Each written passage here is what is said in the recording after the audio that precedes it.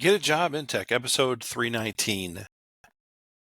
Retiring, whatever age, 65, I think is the age to retire in the US. Some other countries, it's not a luxury.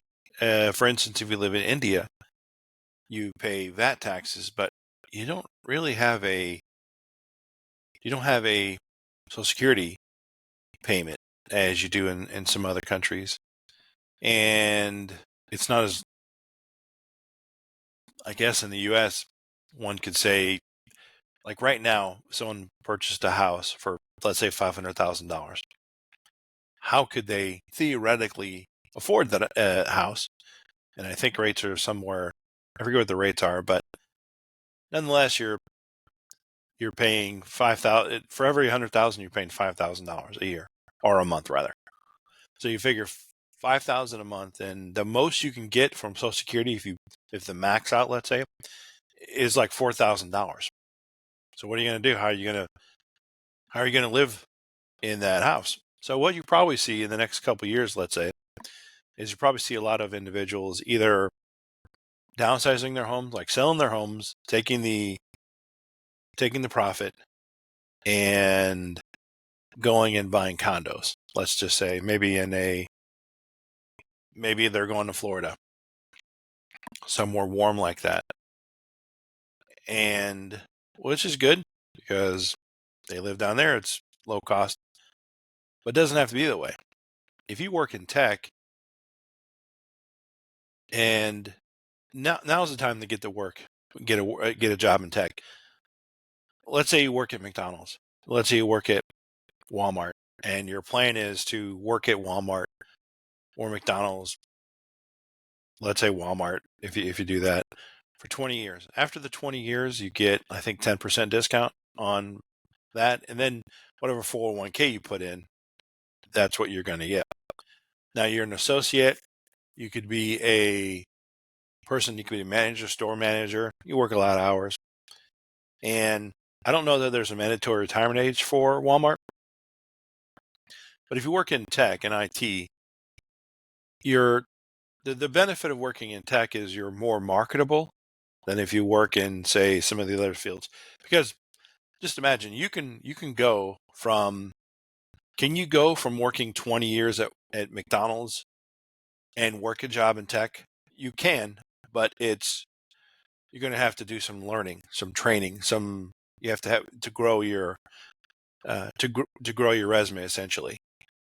Now, meaning you could get a job in a call center that's starting off, and you're going to have to step down in pay, most likely. However, if you work in tech, you can always go down. You can always take that job as a call center. You can always take that job in working at at McDonald's, let's just say, after 65 years old, because you want a part-time job, maybe get laid off or whatever.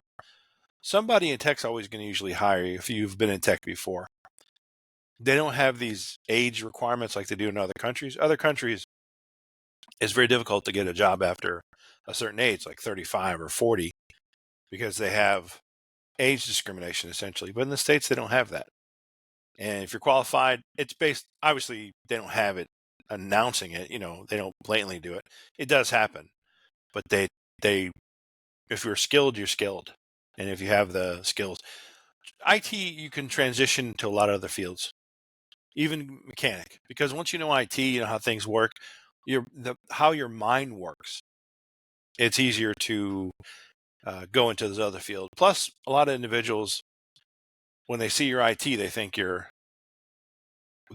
smarter than they don't think you're smarter than them. Perhaps they just think you're smart in general, because you work IT, you're smart. That's how they think. And sometimes the perception is you won't want this job because it's beneath you. But other times it could be that you have this skill set, IT, so therefore you're going to know how to adapt because you've handled pressure, et cetera, et cetera. And so now, if you're 18 years old out there and you're about to graduate high school coming up, or you've already graduated high school, or you're not graduating high school, whatever it is. So you're 18 and you want to get a a job and get on a piece of paper, write down like year by year what you think you want to, like year by year, what you want to make, anticipate it. And then what kind of house do you want to live in?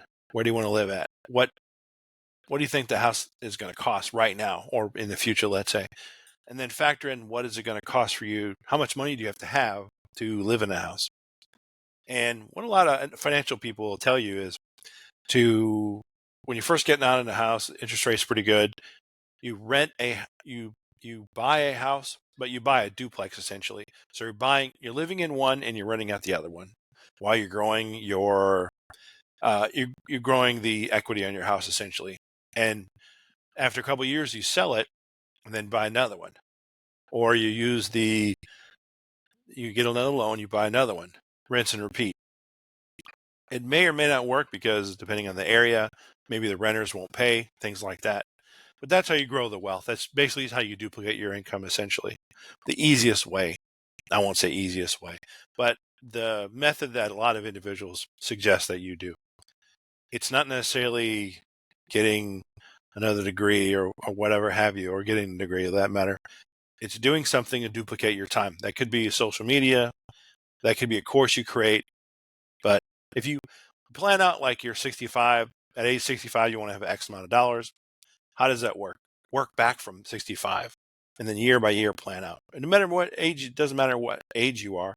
You could be 37 years old and you could just plan out the next how many years until you're 65 and then have a plan based on that. Okay, thanks a lot. We'll see you next one.